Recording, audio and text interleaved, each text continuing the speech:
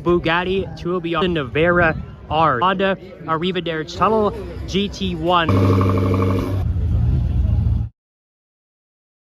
Welcome back to Six Cars. It's Friday here now in Monterey Car Week. That can only mean one thing. It's Quail Day, baby. So we're gonna get a ton of new car reveals, and it's probably one of the biggest, well, it definitely is one of the biggest events of the year in the world. So obviously the new Lamborghini Temerario will be debuting. We'll get our first look at the Bugatti Tourbillon and a ton of other surprises. So it's gonna be a great show. Of course, we'll do our annual tradition of checking out the overflow lot, as well as seeing all the spectator cars, because that in itself is also its own little show. So I'll remind you guys the magic button. Subscribe, like, comment, share, because this is going to be a big video. We're going to get some world exclusives. So without further ado, we're going to hit the road and head to the Quail. Got a red LaFerrari Aperta, and one I don't think we've seen before, so that's always nice. And don't know if they all have this, but the red trim around the wheels is something that I'm not too familiar with seeing on LaFerrari Aperta, so I'll have to double check that. But yeah, other than that, it's a pretty basic spec, but hey, LaFerrari Aperta is pretty damn cool. We have the SP3 Daytona over there as well. Look at Toronto Supercar spotting in that crouching tiger stance.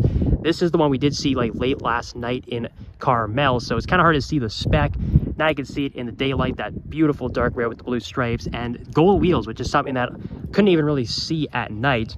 And obviously you can pop the top off this one, which he did, and that's nice under the sun. The blue seats with the red striping. I want to show off this nice little 993. It looks like just a plain turbo. I do like the livery on it. It's got the RSR Rally to Monterey sticker. I'm not really sure what that is, but it just plays in with the livery. That's a very good looking car, and honestly we've seen a lot of Czingers this week, to the point where I'm almost getting tired of Czingers. So just to see a nice clean 993 like that is really good. Got the nice black 16M. I think the grand total of these is $499 in the world, just a drop top version of the 430 Scuderia to celebrate all of Ferrari's World Manufacturers Championships in Formula One. So that is very lovely. Beautiful Nismo GTR. I've been seeing this around all car week. I think I see it every car week, actually. He is a photographer, so he gets around quite a bit, and it's about time I gave him a nice shout out, because hey, Nismo GTRs are just great cars. Here's that green piece that we saw from a distance back at Casa Ferrari the other night. Now we can actually see it up close here in the Quail overflow parking lot. It's like a greenish yellow. It's a pretty interesting looking color, and it's got like a light brown interior. What's cool is it's got a matching green stripe that goes all the way through the interior, right through the seats up to the headrest, with a green prancing horse. So really, I would say a one-off spec, and that's pretty bold. We got the Murcielago with the SV kit, and pretty interesting like exhaust on that. Must be kind of loud. Huracan Performante. We've got the Zonda Cinque again, and I know we already saw this before, but my goodness guys, Zonda Cinque, 105, well, 5 coupes, 5 roadsters, the only one painted in green. And yeah, we might as well have another look at it again, because it's just so damn cool. Every single inch of this car is absolutely perfect. The Zonda is truly a living legend, and I stand by my earlier remarks that it's basically modern day Formula One, or modern day McLaren F1 rather, in terms of its stature and its importance in the supercar scene. Got an orange Revuelto here. Again, I think the only one I filmed up to this point was the green one, so might as well take a look at the orange one. I don't know what you guys think about the Aventador replacement. It's still taking some time to grow on me, I think. But you can't obviously discount the power and just how mega this car is. I think over time the design will grow on me, but I do appreciate the fact that it sort of has like Sion headlights. It is quite interesting.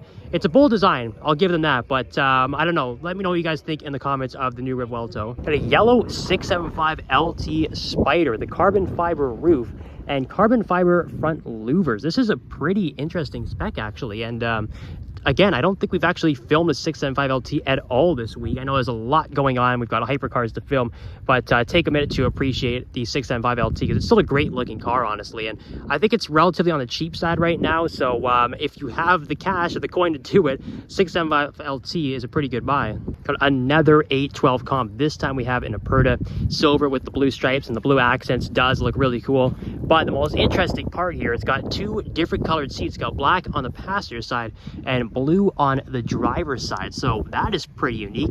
And it's kind of hard to see, but he actually has the number 73 right on the bottom of the steering wheel. So I've never seen that option, honestly, on any Ferrari, to have a racing number put on the steering wheel. So that's a pretty bold option. And behind us, I know we did see this 812 comp yesterday. I think it was at Spanish Bay, but hey, that's a great looking spec as well. Got a LaFerrari Coupe as well in the launch spec. And hey, to be honest, you don't really need any crazy spec on your LaFerrari to make it look cool. A LaFerrari is just so good looking. I think it's one of these cars that is going to age extremely well. And whoa, there's a Tron Cybertruck over there. Sorry for the distraction, but I think this car is going to age just like all of the other big five. And that just looks absolutely mega. It's never getting old. We are looking at 765 LT, and we do have a Wyra BC over there as well. That car has definitely been seen on the channel before, but hey, it's always nice to see them again. Okay, we have one of the wildest spreads of Koenigseggs I think that has ever been seen in the entire world. You can see pretty much every single variant from all different generations, but the one that stands out to me here the most right from the start, of course we're gonna go through everything, but this CCGT is a one of one, the only race car that Koenigsegg has ever built. So to my knowledge, they were supposed to be building this for GT1 style racing, but of course those regulations and those rules were scrapped, times changed, and the CCGT never ended up racing, never really went into production. But there is one car, and here it is, and I'm sure you guys are pretty familiar with this from older video games. I think the old Forza Motorsports had this, but it's absolutely ridiculous. The fixed wing on it, it still has the classic style, like a CCX body though, which is really cool.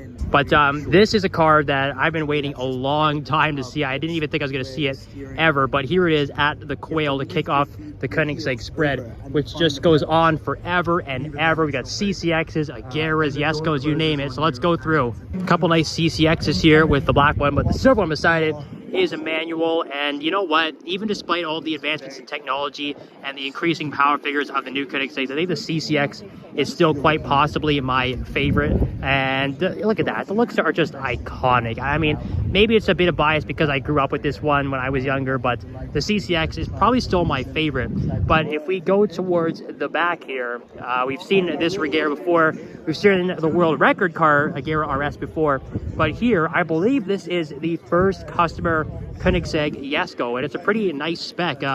Basically any car at this point that is white and red I'm calling a Canadian spec, but I do quite like this. There is a lot of carbon fiber accents. The red stripes are finished in this like nice pearlescent dark red. It's an all red interior against white pearlescent paint. Even these small canards down here finished in that same striking red. That's a great looking car. Now this, to my knowledge, is just the second CC850 in the world. But seeing a lot of the debut car and the press car, the silver one, this one is finished in all whites. The white wheels finished off with the white interior. If we have a look inside with the top off, so it is a white and brown two-tone. This is the one that has that crazy transmission. You can switch between automatic and manual as well. It's quite the advancement in technology, which is something that Christian von Koenigsegg is no stranger to. And that iconic Koenigsegg triple X suspension back there with the massive V8. It's a crazy looking car, and obviously it's really cool because it does have that same kind of styling of the original CC8S, which is what they were originally going for, and that is something I absolutely appreciate. I just talked about how the CCX is my personal favorite, and that's why I really like this CC850. We've got a Koenigsegg Gemera finished in purple, and one that I haven't even seen pictures of yet, so I don't know if this is a new variant or not. But we saw the CC850, which is well known for that crazy looking transmission. This one is well known for being the first 4-seat Koenigsegg, and one of my favorite things is it has 8 cup holders, 4 in the front and 4 in the rear. So this is basically a hyper grand tourer, and definitely something that's new for Koenigsegg, something they've never done before. But once again, I think they've killed it. The body looks great. It definitely has that sleek styling you would expect from a GT car, just with way more power than you would get from your GTs from Ferrari and Aston Martin and those like. So that's a lovely car. And here's one of the coolest cars in the Koenigsegg spread. Of course, you got multiple CCXs. That full carbon one is actually really nice. And we got another silver one over there. But the CCR, this is a Canada car. I said I'd do my best to shout out all the Canadian cars all the way from Alberta. And to my knowledge, this is the first like classic Koenigsegg that has been officially registered in Canada, purchased by a pretty renowned collector. And it's cool that he's displayed it here on the Quail for everybody to see. We caught it driving, but here we have it up close, and man, does it ever look good. Just trying to get a clear angle here with some of the crowds behind me, but you guys can have a look at that. It's a very classic Koenigsegg styling, and the orange really makes it look good. Well, there it is, guys. The brand new Bugatti Tourbillon, one of the stars of the show here at the Quail, the Chiron replacement, the new flagship hypercar from the French manufacturer. This thing's incredible. I'm going to get as much detail as I possibly can here. So take a look at the back. It's still got classic Bugatti styling, but a very modern touch, as you can see.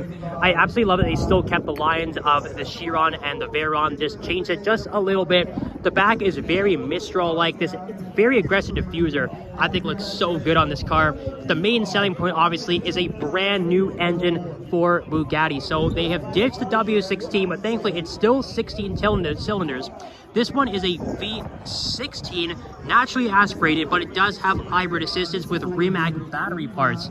So there's a lot of new technology going on with this car, and there's so many other cool little details. I'll see if I can get around to the side there so we can have a look at the interior as well, but the doors are absolutely massive. I love this, the single wiper blade, and what's crazy is it's all carbon fiber here. That is something that, hey, maybe I didn't notice it on the Chirons or the Veyrons before, but to my knowledge, that is something new and just a cool little touch. But I really want to get to the inside as soon as we get a chance here. All right, here is the interior of the Tourbillon. It's absolutely incredible looking. Look at the gauges that sit just over the steering wheel, the speedometer, tachometer. Absolutely lovely looking car, but you can see it's still got that essence of a Veyron or a Chiron, just with new modern touches, yet some of it actually looks like retro styling as well. So there's a bit of a mismatch of all different kinds of design cues in here that look absolutely fantastic. Okay, here is an epic Lamborghini Diablo GTR, but this one is actually a one of one in particular, and the reason being is for what is inside the engine bay. So this one is actually fitted with Lamborghini's Le Mans engine. It's the only one that has the LM motor in it. So yes, a true one of one, an absolute mega car, a race car for the road. And have a look at the interior. That is absolutely beautiful. That tiny little suede Momo steering wheel, the gated shifter, and bucket seats, the major roll cage. It is epic. Okay, another car that's been drawing a lot of hype and the build up to the Quail is this right here, the Honda Arrivederci. What is said to be the final Honda. I know we've been saying that for like 10 years now, but apparently this is finally it, the last one ever produced. And man, what a spec they have chosen for this particular car. The carbon fiber is not the traditional color. It almost looks like brushed aluminum, and it's technically like white or silver. We have these extra blue carbon fiber accents here. We've got like martini colored stripes running all throughout the car. And what's really interesting is it has obviously a detachable top. It has a roof line much like the Zonda Cinque, a car we have seen throughout Car Week. But inside, have a look at that. It is a manual. The interior is absolutely ridiculous looking. It's got all of the classic Zonda switches and gauges. This is probably the best way for the Zonda to bow out of production. It is absolutely mega. The rear wing too, that is all finished in blue carbon fiber. We've got standard carbon fiber for the shark fin. We've got white carbon fiber for the rest of the body. It is absolutely outrageous. This is just an incredible car. I'm almost speechless. And it's hard to even come up with words for how to describe it because every ounce of this car is just so damn cool. I think my favorite part as well is just this back end. You've got this huge wing that's sort of reminiscent of, like, I guess the Zonda Oliver, things like that. The shark fin all the way to that massive roof snorkel that hangs over that detachable top. It is just absolutely mega. Now here's an absolute piece of art, another debut for Pagani, the Utopia Roadster. I think the Utopia Coupe just came out, but now we already have the drop top version with the Utopia Roadster. And this launch spec with this sort of dark red or burgundy carbon fiber is absolutely mega. The interior, I'll swing around in a second there, looks absolutely beautiful too. It almost looks like sort of a wicker seat, I want to call it. It's a incredibly unique material, but as you can see, it's drawing a mega crowd, and for good reason. Whenever there's a new Pagani released, it's always quite the event, so have a look at that. That is just such a good looking car. I think this is a great successor to the Huayra, and especially with the Zonda lineage, I think the Utopia is definitely doing it justice. Here is the interior, guys. Now, I said it was almost like a quilted seat, and I'm sticking by that. That pattern is absolutely beautiful. It's so classy. And like I said, this is really just an absolute art piece. This one has debuted with that gated manual transmission as well. And what I love about Pagani is, while everyone else is trying to go for hybrid and electric, these guys have gone right back in time to a very analog interior. There's hardly any screens. It's all just gauges and switches. So it's just so cool to see them going old school with their hypercars. And have a look at the back. That is just absolutely mega. And again, another nice touch is they have kept that classic Pagani exhaust exit, just absolutely beautiful. I love the rear wing style too, with the holes on the bottom, and it sort of just draws comparisons to both the Zonda and the Huayra. So another home run from Horatio. Speaking of roadsters, we got a back angle right now. See if we can get around to the front. This, to my knowledge, is the world's first Pagani Imola Roadster. So we saw the Imola coupe back at Pagani of Beverly Hills. This is the Roadster though, and this is absolute insanity. This color, I don't even know what we want to call this. It's like a bluish silver, but there is sort of some sparkles or pearlescent effect. These gold accents around the wing, the diffuser, all the little inlets. It's just absolutely beautiful looking. And here is the designation for Imola, obviously the famous track in Italy. We've got 2 of 8 Roadsters, and we've got the owner's insignia at the bottom of the badge there. It's just a crazy looking car. This is really a track version of the Huayra for the road, essentially. And we have that same bluish silver in the interior as well, those brown accents. I love, once again, the roof snorkel hanging over your head, and from the front it just doesn't get any less crazier. Have a look at that.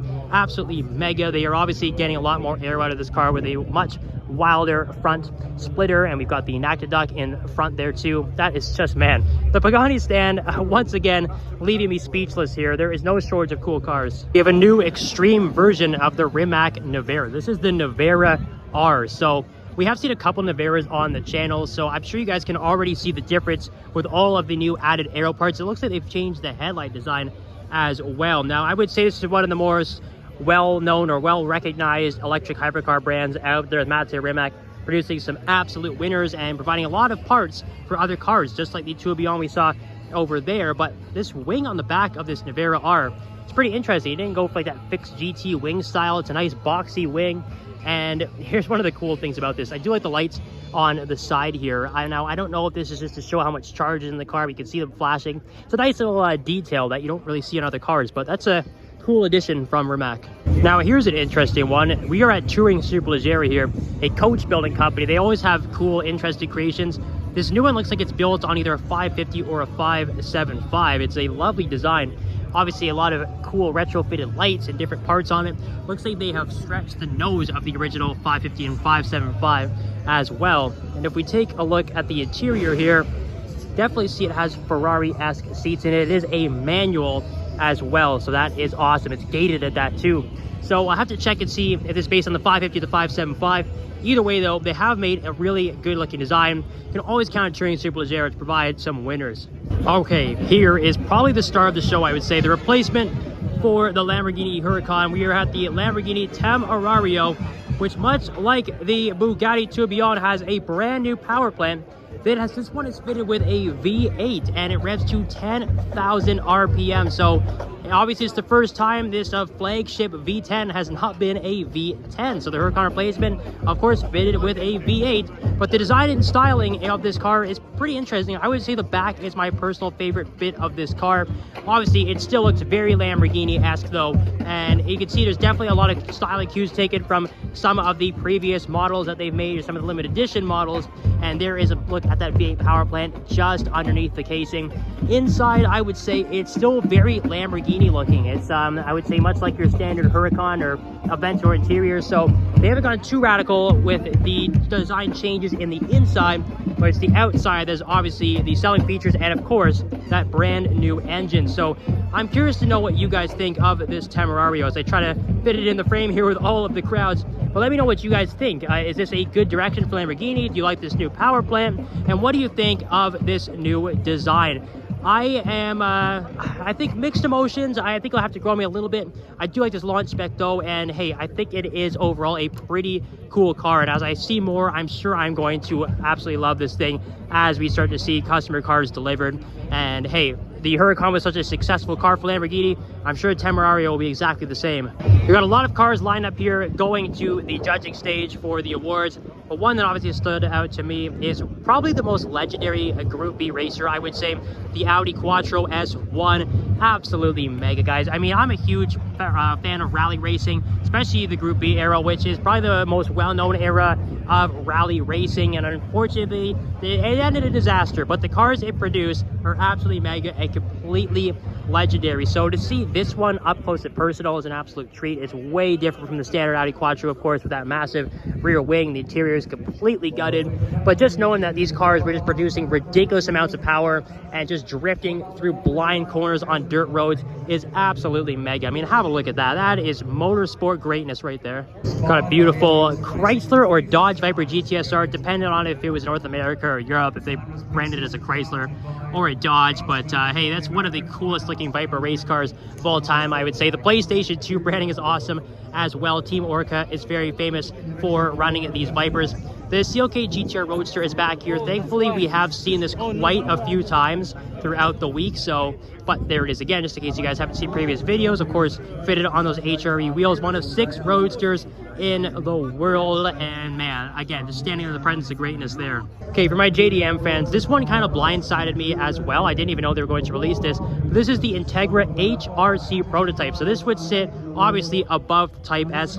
I don't know if they've added any more power to it, but there's a ton of weight reduction done to this. It's finished in a very famous paint, the Indy Pearl Yellow. It's very reminiscent of the old DC2 and DC5 Integra type bars, just with a lot more arrows. You can see some carbon fiber on that new front splitters. Looks like there's some new lightweight wheels. Got HRC branded Brembo brakes, yellow to match the exterior paint. This one, of course, yeah, you already know, it's a manual, guys. It's got HRC Recaro bucket seats. The interior, the back seats are completely ripped out. We got a nice roll bar back there, and we've got this massive fixed GT wing in carbon fiber. So I don't even know if they will end up producing this or selling this to customers, but I really hope they do, because this looks absolutely epic. And the fact that you could get it above the Integra Type S, and it's even better than that variant, which is already really good, that's a really cool car from Acura. Now, this is really cool, and a car that I didn't even know was being unveiled. This is the Maserati MC20 GT2 Stradale. So we have an MC Extrema beside us, but this one is based on the Maserati MC20 GT2 race car. So basically, this is like a Huracan STO. It's a homologated race car. And I think my favorite part about it is these bucket seats. They are some of the most extreme ones I have ever seen. The rest of the interior is very Maserati MC20, what you would expect. I love the door pulls on the side just to open the doors, everything to reduce weight. So yeah, this is kind of an unexpected one for me. I love the launch spec too, the sort of dark blue that shifts to purple in the light.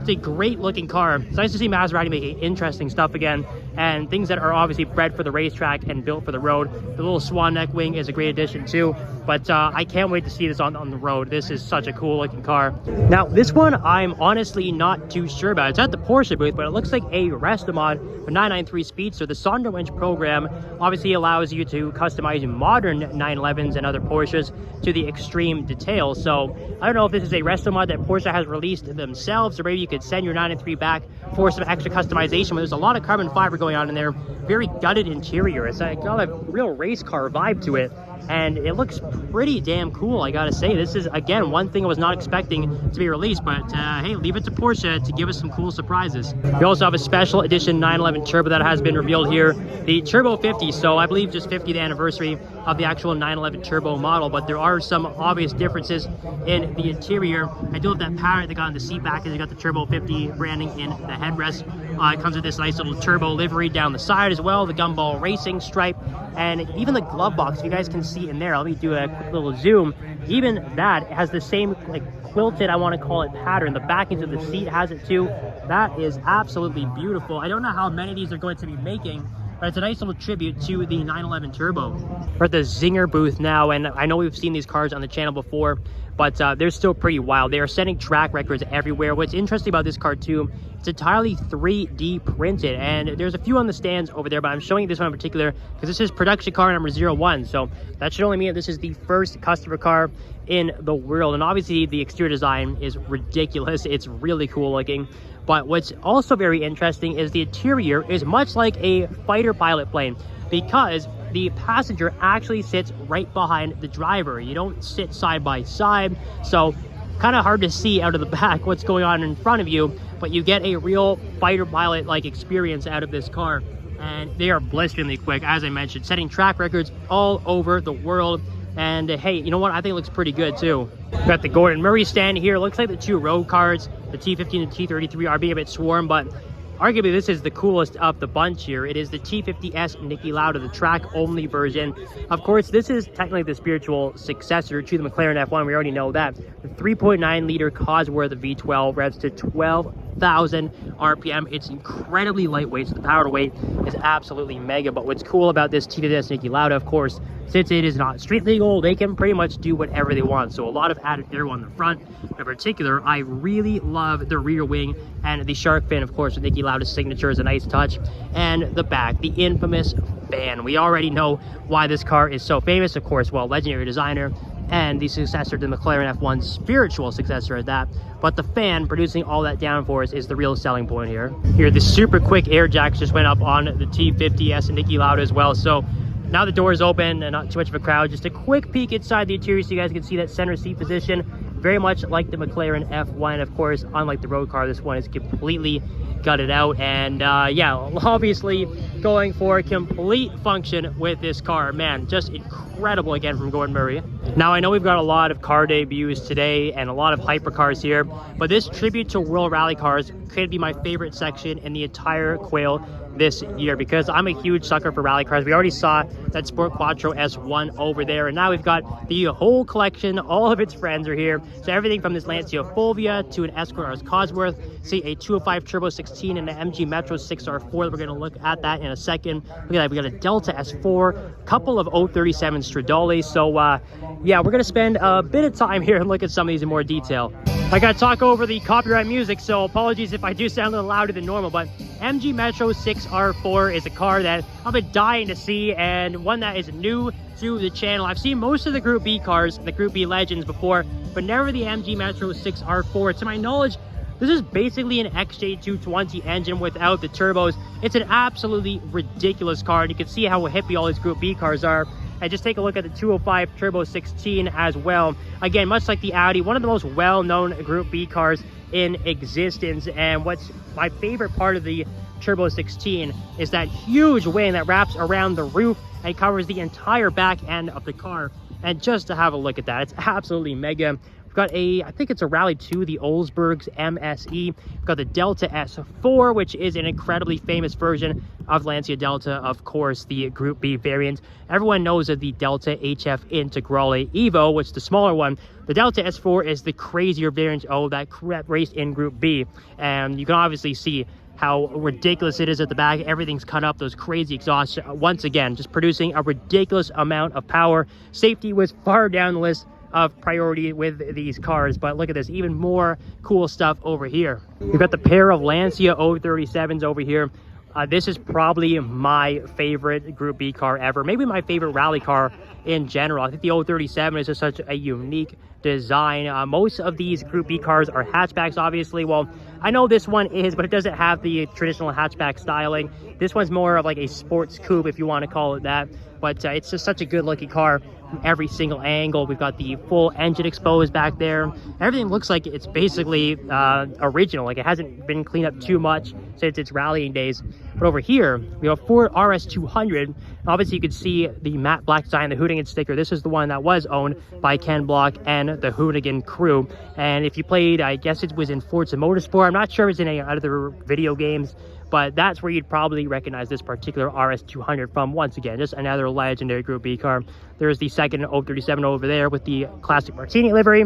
And of course, Subaru, one of the most well-known rally brands in the world, in that classic World Rally Racing Team livery with the blue, with the green Subaru logo on the side, and absolutely gutted inside. This is just so damn cool. Honestly, like one of the best sections I've ever seen at the Quails that I've visited. So take your pick of which rally car you like the best. Okay, so we've got a few cool, I want to call them Restomod Porsches here from Kalmar Automotive and Canada, Bruce Canada Motorsport. So I'm not too sure about the 797 here. It looks sort of like a Czinger, but this one here, it's called the 9X9, looks very much like a Restomod version of that right there, the 959. So it looks like, if I had to guess, maybe it's built on the chassis of a 911 Turbo, something like that. They They've obviously changed the body panels quite a bit. Everything is carbon fiber. We've got these aggressive louvers on the front. The interior is a very like Gunther work style to it, with these wild bucket seats, full Alcantara steering wheel and interior. This one is automatic, but I would only assume that they are going for all-out performance and trying to get the best lap times. And look at the back of this thing. I think if Porsche were to build a modern 959, this is probably similar to what it might look like. Okay, so we have a wild display of supercars and hypercars towards the back of the Quail here. Now, I know we've seen quite a few of these just driving around on the street, so I'll focus on just a few of them. And now, I know we saw the Jacob & Co. Chiron Super Sport around before, but it was swarmed by people on 17 Mile. We didn't really get to have a good look at it, so I wanted to show you. It's a collaboration, obviously, in the personal car of Jacob & Co., the watch company. You can see his insignia carved in or stitched into the back of the headrest on the seats there. But the blue and white two-tone that goes throughout the exterior and the interior of the car is absolutely beautiful looking. This is a fantastic spec, and yeah, just absolutely mind-blowing. Look at this one. We got the Mosler MT900S. I guess sort of a forgotten American supercar. As far as I know, everything about this is basically built on a Corvette, right down to an LS engine. Again, someone could correct me if I'm wrong, but it does have a lot of Corvette styling cues. It is a manual, of course, a lot of carbon fiber inside. It's essentially a race car for the road. As cliche as that sounds, this was basically built to go racing an FIA GT series around the world. So, and they obviously had to homologate it and build some road variants. So there we go, one of the MT900Ss. Now, here is a new car that we have not seen on the channel, the infamous McMurtry Spearling, the Goodwood Hill Climb record car. Full electric. Honestly, it looks like a cartoon car. I'm not even going to lie. It's so tiny. Everything looks so squished together, but there's no way you can deny how fast this thing is. It is 0 to 60 miles per hour in 1.5 seconds. I'm sure you guys have all seen the Goodwood video by now. I think it was Max Chilton who drove this on the hill climb. It honestly looks fake because the video is so ridiculous. You think there's no way anything can go that fast, but that is exactly what the guys at McMurtry have built with this car. It's just insanely fast. It's incredibly lightweight. It's super tiny, so very easy to handle, and just a ton of instant torque and electric power. But that is one of the wildest cars I've honestly ever seen. I know they're building customer cars too, so hopefully we will see some of those soon. I think this is the prototype, but nevertheless, there it is in the flesh, the McMurtry Spearling. Hey guys, we also have another very interesting debut here, the Tuthill GT1, the 911 GT1 Restomod. Now, I know there was a spy shot of this thing seen at the LAX airport a while ago. Everybody was trying to figure out what it was, but now we know it is a Restomod 911 GT1, which is just absolutely insane to think about. What's interesting is it's built on, or it's going after the 993 look instead of the 996, which is the actual Strassen version. But this one does have the 993 style headlights. It has a very good looking period correct aero discs on it. I'll see if I can get around to the back and the interior to have a look at what's even powering this car and what it looks like on the inside. I would assume it's being built on a modern 911 chassis that's been very stretched, but let's go have a look. So have a look in the interior, guys. It's honestly, it's a bit of a mixture between race car and comfort, and I'm actually surprised there's a nice big screen across the dash there. It's not what I was expecting to see in this car. A lot of cool looking switches and a nice Alcantara steering wheel, but it does have a paddle shift gearbox, so I'd imagine it's a modern PDK. It does look like there is a flat 6 back there. It's kind of hard to tell what exactly the displacement is though, but man, look at the exhaust setup too. That is so cool looking. Obviously all carbon fiber. I don't know how many of these are actually going to build, but as they're folding the back down here, you can get a better look, and it definitely looks like the classic GT1. Those taillights that stretch all the way across. That is such an incredible looking car. The fact that anyone is making a Restomod GT1 is just mega. That is such a good looking car. Again, that streamlined look is so nice, and I think the green is just a classy look for that XJ220. Speaking of classy looks, we've got a dark red EB110 here on those classic BBS wheels, looking absolutely fantastic. We've seen a few of these at Car Week this year. I think we're almost taking them for granted, which is ridiculous to say, but the EB110 is also aging tremendously. This era of 90s hypercars is just absolutely goated. That's the easiest way to put it. They're all so freaking cool. We saw that manual brown Mercy SV being unloaded off the trailer, so we've seen that in quite a bit of detail, but obviously it's still so cool to see again. Just a great spread here at the Quail. We have a great display to honestly probably the GOAT of any motor racing series here, Ayrton Senna. So we've got the special edition McLaren Senna that is in the ridiculously cool Brazilian livery that was unveiled back at this year's Monaco Grand Prix. So obviously it has the blue, green, and yellow of the Brazilian flag. It's got Senna's logo on the hood there, but what's really interesting, it does have Senna's face hand painted on the side of the car. It looks like he's wearing his helmet on that side as well. I'm not sure if there's another picture on the other side, but what's really cool here is the paint fade from blue to green to yellow to match the colors of the Brazilian flag. So a lot of work obviously went into this. We've got Senna's name on the rear wing here. We've got one of the most legendary Formula One cars of all time, the MP44 McLaren Honda from 1988. One of the most successful cars in the history of Formula One. I believe it won every single race except for one in the 88 season. Behind that, we've got its successor, the MP45, and you can see the livery back there on the Senna GTR. We've seen that car around quite a bit, but obviously you can see where it draws inspiration from with the Marlboro livery, and that looks like a Senna GTR LM back there. So my mistake, it's just the Senna LM. I say just, but just correcting myself there. So what is different from the standard Senna? Well, you get these LM style wheels, obviously made famous by the McLaren F1 LM. Get those little louvers over the front wheel arch, which are really nice. I do believe they're all painted in this striking McLaren orange. And what's interesting about this too is usually this panel right here on the door is open. It's actually glass. You can see right through onto the roadway, but on the LM it's actually been painted over. You've got the LM stitching into the headrest on the seats as well. And why not? Just another look at that crazy Senna GTR, which is street legal. We have seen it driving around quite a bit this week in Monterey. Just an incredible display to one of the all-time legends of motorsport. Okay, the Revuelto is going off the stage, but we are currently just waiting for the Temerario to give us its first ever startup. Hopefully not in electric mode.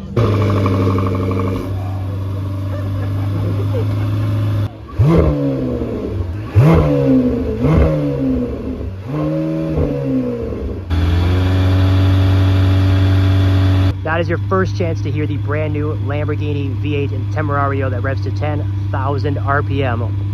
Let me know what you guys think of that sound in the comments. Here's the latest edition of Will It Scrape with the new Temerario. Looks like it's going to clear.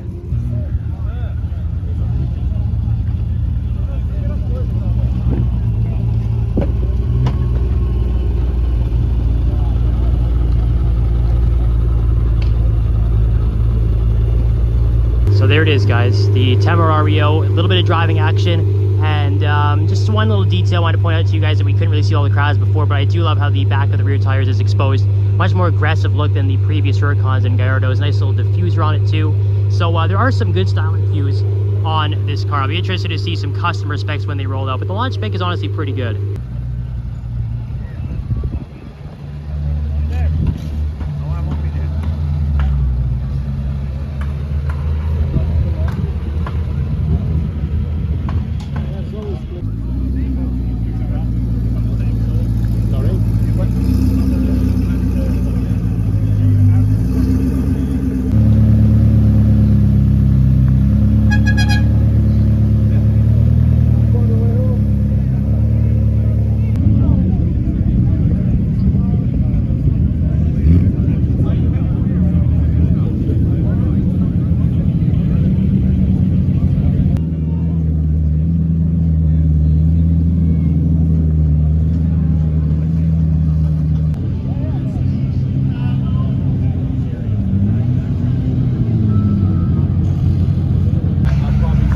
Was a pair of Hennessy Venom F5s.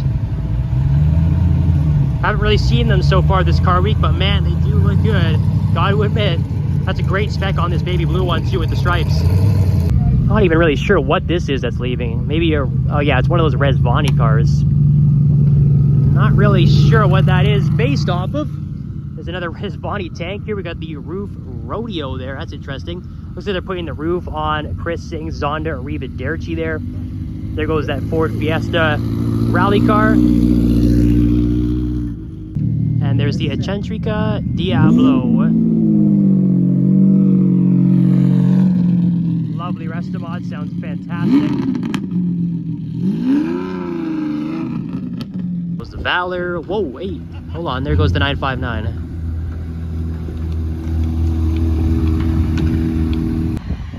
The Valkyrie and the Jacob & Co. Chiron.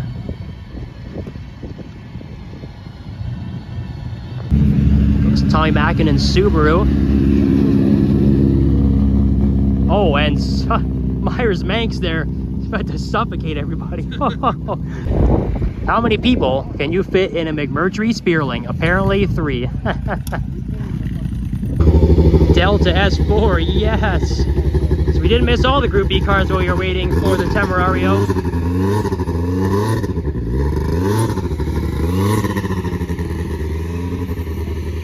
Damn.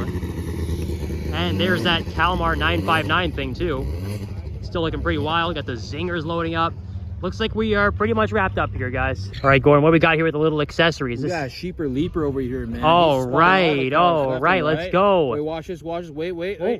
Boom. Whoa. Just leaked it, Arrivederci. Mr. Sheep 760 right there. Oh, jeez. Oh.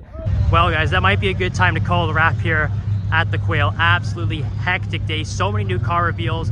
Let me know which one was your favorite. Obviously, I'm sure the Lamborghini Temerario and the Bugatti Tourbillon will probably get the most attention, but there's a lot of other interesting stuff too. So give me your comments down below what you think. We are actually gonna head straight back to the hotel and edit this as fast as we can. Try and get up same day. 6 cars, 24-hour delivery guarantee or your money back. So thanks as always for tuning in again. We'll get back to the regular Car Week vlog. There's only a few days left here. So we'll do the Quail first and we'll get back to the regular content. But thanks as always for tuning in, everybody, and we'll see you all next time.